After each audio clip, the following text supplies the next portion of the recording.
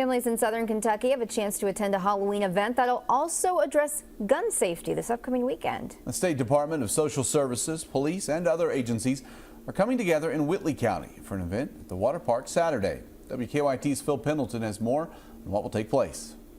This event will take place here at the Kentucky Splash Water Park Saturday afternoon from noon until 2 o'clock. This is a part of Kentucky where just in the past several months there have been 3 young people that have died the result of deadly shootings. The most recent of those happened in September when the sheriff's office was called to the deadly shooting of a 2-year-old by a 3-year-old. That was in Corbin.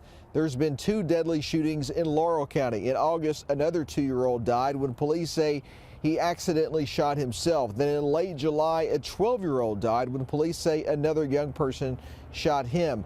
On Saturday, families are encouraged to come out to hear people talk about gun safety. They'll be hearing from police and health leaders. The Whitley County Sheriff told us last month the parents need to be more careful where they store their guns. Now, this event here in Whitley County is actually the second event in the last month or so. Back in September, we told you about how an elementary school, London Elementary, hosted the Eddie Eagle program, which is a national program which basically teaches kids a simple song where they learn to stop, don't touch, and tell an adult when they see a gun.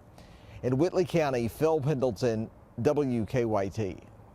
And along with the guest speakers and trick-or-treating, there'll also be face painting, a photo booth, and a drawing for prizes.